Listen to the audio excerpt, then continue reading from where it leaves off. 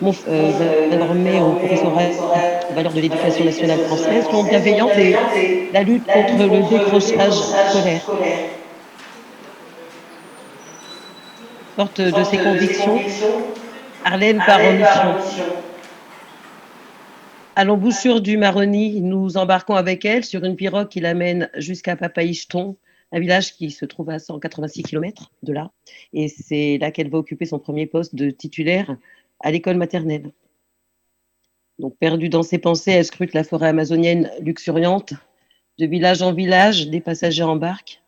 Amérindiens, Bushinangais, Brésiliens, Créoles, Blancs, Chinois. Avec Arlène, nous entendrons différentes langues et nous découvrons la diversité des peuples du fleuve. Après avoir débarqué à Papaïcheton, elle découvre les habitants, en majorité Bushinangais, des descendants d'esclaves fugitifs, les nègres marrons. Elle s'installe dans une petite case au confort rudimentaire qu'elle a loué. D'origine ultramarine, Arlène partage avec ses élèves un passé commun aux anciennes colonies françaises d'Amérique. Et tout comme elle l'a vécu, ses élèves vont devoir s'adapter à la langue de scolarisation, le français. Je vais suivre Arlène dès le premier jour de la rentrée scolaire, à sa première prise de contact avec ses élèves qui parlent uniquement leur langue maternelle, le bushinangais. Donc Arlène, pas très expérimentée, pas trop préparée, malgré sa formation, est alors confrontée à ce contexte plurilingue des enfants qui ne parlent ni ne comprennent le français, ni même un créole qu'elle puisse comprendre. Donc, comment répondre à l'injonction de l'institution, dispenser un programme en langue française et en évaluer l'acquisition? Dans la classe, nous verrons Arlène avec ses élèves à différents moments de l'année. On peut parler d'une forme de résilience parce qu'elle a vécu un certain choc, donc on la verra ce premier jour de la rentrée. J'ai imaginé donc par rapport à des situations que j'ai vécues, le piroguier qui accompagne ses enfants ce premier jour de rentrée jusqu'à l'école, ces enfants qui débarquent, et ces enfants accueillis par l'assistante d'éducation qui parle la langue maternelle, Arlène qui ne comprend pas un mot de la langue, donc qui va rentrer en contact avec ses élèves par différents moyens, la chanson, etc. Donc je la suivrai à différents moments de l'année. Nous partagerons avec elle ces moments de doute, ses espoirs, voir sa créativité pour bricoler du matériel, des moyens qui feront sans doute défaut. Nous suivrons aussi 3 de ses élèves, enfin 3 ou plus. Nous suivrons certains élèves pour comprendre comment les enfants s'adaptent. Chaque matin, les élèves arrivent nombreux en pirogue depuis leur campus, les quartiers. Ils ne laissent ni leur identité, ni leur langue, ni leur représentation du monde à la porte de l'école. À la fin des cours, nous les suivrons dans leur famille pour montrer l'environnement dans lequel ils évoluent en dehors de la classe. Et nous recueillerons ainsi le regard des parents sur l'école. Par exemple, à travers une réunion organisée par les parents pour discuter d'un prof qui n'est pas arrivé prendre son poste à la rentrée, comme ça arrive chaque année. J'aimerais filmer la vie du village à travers les réunions de famille de ses élèves, avec lesquels, bien qu'enseignante, Arlène tissera des liens. Les coutumes, rites traditionnels occupent une place importante toute l'année dans la vie quotidienne. De plus, nous suivrons les échanges d'Arlène à travers des situations où elle rencontre ses collègues enseignants, entre les plus chevronnés, les blancs ou les créoles qui ont fait souche, et les nouveaux comme Arlène, se déploient des stratégies variées et des pédagogies disparates. Parmi eux, Ingrid, l'une des premières bushinangais qui est embauchée en tant qu'enseignante, qui parle et qui maîtrise la langue des enfants de la région. Donc nous irons avec Arlène à ce rendez-vous. Arlène est curieuse de savoir comment cette enseignante s'organise avec ses élèves. Propulsée au cœur de ces disparités sociales et culturelles, entre vulnérabilité, isolement et sentiment de culpabilité, Arlène vit un véritable choc culturel et une aventure personnelle et pédagogique périlleuse. Face à l'altérité et au paradoxe de devoir transmettre une culture dominante, à la nécessité d'inventer un véritable art de faire au quotidien, elle va vivre une année décisive qui la bouleversera sans doute profondément. J'ai vécu l'expérience d'Arlène il y a 16 ans en tant qu'enseignante dans une classe de l'Ouest guyanais où j'ai assuré la mission avec 100% de mes élèves qui ne parlaient pas français. J'ai également pu pénétrer dans les familles en nouant des liens d'amitié avec elles. J'ai baptisé notamment une élève de ma classe. Ce que j'ai envie de filmer, c'est comment Arlène va s'adapter et je vais la suivre dans l'évolution de sa pratique, dans son rapport aux habitants également. Ce que j'imagine qu'elle pourra vivre est aussi inspiré des situations que j'ai pu vivre. En partageant l'expérience d'Arlène, mon film explorera ces questions du plurilinguisme, de l'interculturalité dans la classe, qui est un enjeu constant pour les enseignants, les questions de l'adaptation des enfants et des familles du fleuve à ce système éducatif. Et mon film explorera également la question du drame vécu par les enfants face à l'insuffisance de reconnaissance de leur singularité à travers les programmes.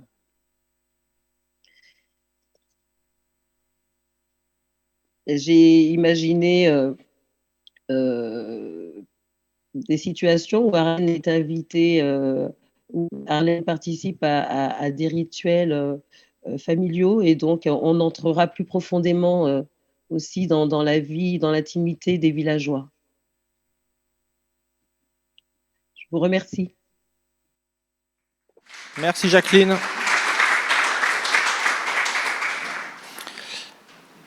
Donc c'est bien un film que vous entendez filmer sur le temps d'une année scolaire ? Oui. Avec donc des personnages, est-ce que vous savez déjà si ce sera Arlène ? Est-ce qu'elle continuera ce parcours-là ? Ou est-ce que vous êtes en phase de repérage et Arlène sera peut-être remplacée par une nouvelle institutrice qui serait nommée dans cette région-là ? C'est ça la démarche de vos repérages ? Disons que là, je suis en contact régulier avec Arlène, elle est stagiaire. Donc, elle est en passe d'être titularisée. Donc, elle sera en octobre. Les stagiaires font déjà leur choix.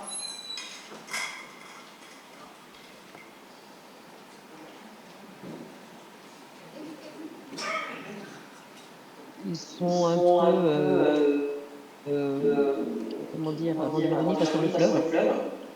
Donc, a priori, Arlène, jeton. Dans le pire des cas, dans un autre grand chantier qui semble moins isolé que pas mal d'enseignants par rapport à l'aéroport. Pardon, on a raté un bout là, la connexion n'est pas très bonne. Est-ce que vous pouvez nous redire la dernière partie, s'il vous plaît ? Oui, je disais que Arlène choisira d'aller normalement à Papeete-Moucheton, mais comme on lui a beaucoup parlé de ce village Grand Sentier qui n'est pas très loin, étant donné la présence d'un aéroport qui fait que les enseignants se sentent moins isolés à Grand Sentier, donc elle n'a pas encore arrêté son choix définitivement. Mais si elle va à Grand Sentier, donc je changerai de village, je la suivrai à Grand Sentier. D'accord. Est-ce qu'il y a des questions de la part des Pour répondre à la question, éventuellement, si ce n'est pas Arlène, oui, ça pourrait être un autre enseignant dans les mêmes conditions, c'est-à-dire voilà, qui sort de formation,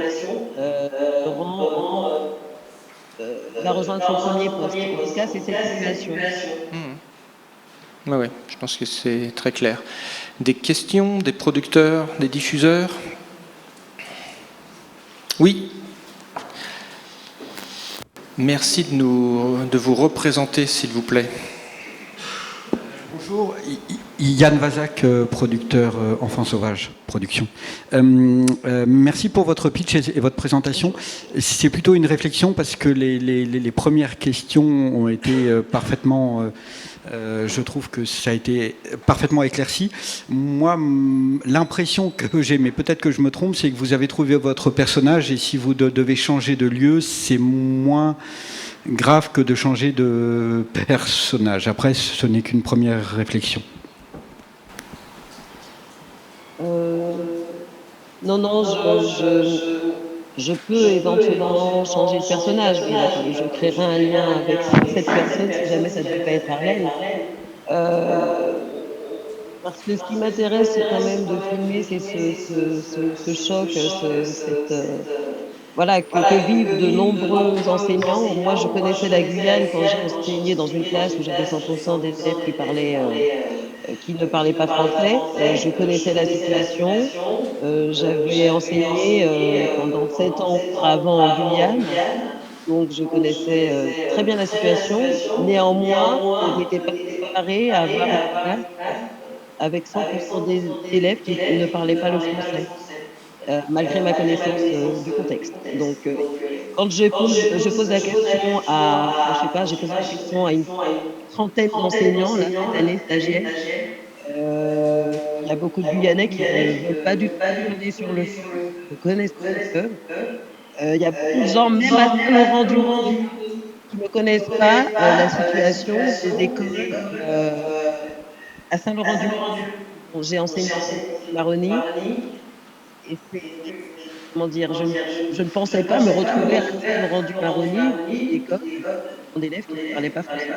Donc en fait, il y a une méconnaissance, vraiment de la part des enseignants, même ceux qui enseignent depuis quelques années, de certaines situations qui se trouvent à 5 minutes de leur école.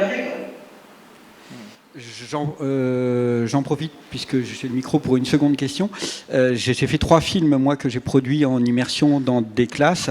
Un point qui est très important, c'est l'autorisation des parents, parce qu'évidemment, on est dans du documentaire de création et il est hors de question d'avoir certains enfants qu'on floute. Et c'est vrai que de toute façon, il ne faut pas filmer un enfant si on n'a pas l'autorisation des parents. Est-ce que vous avez déjà envisagé cette problématique ? Oui, parce que quand, j'ai enseigné, à Saint-Laurent-du-Maroni, j'avais de très, très bons contacts avec, les habitants. J'étais la marraine d'une enfant, j'entrais dans leur famille au quotidien, j'étais avec eux, toute l'année, en fait. Donc, je pense que, voilà, avoir leur autorisation, ben, de toute façon, ça nécessitera, quelques démarches, mais je pense qu'il faudra que je crée des liens, avant avec ses parents. À Papaïston, par exemple, je connais, la famille d'Ingrid, l'enseignante qui parle, en fait, qui vient d'être titularisée. Je connais sa famille, heu, c'est vrai qu'il faut être peut-être introduit par des personnes du village. Mais je ferai la Merci démarche. beaucoup. Merci. Merci. Une question? Irina? Bonjour. Irina Ruiz, productora de Panamá. Je vais traduire moi s'il faut. Lo primero, felicitar a Jackie por el riesgo de tomar un documental que habla sobre educación. Y por eso mismo quería preguntarte si has trabajado o cuál es la recepción que tiene el Ministerio de Educación, en este caso local, hacia el documental, si tienes y cuentas con todos los permisos, y entiendo que has hablado de eso antes. Básicamente es cuál es el feedback que has recibido de la parte institucional, educativa, hacia el proyecto.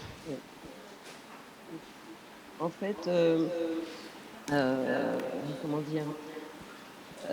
C'est un casse-tête, pour les institutions, cette situation plurilingue et je pense que de toute façon, on devra obtenir des autorisations,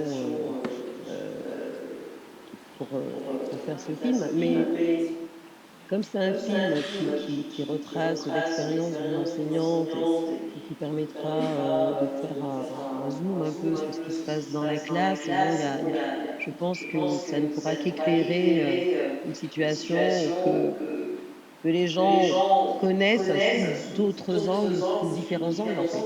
Ce sera un regard, différent sur, un problème, qui est criant depuis des années et qui peine à trouver des solutions.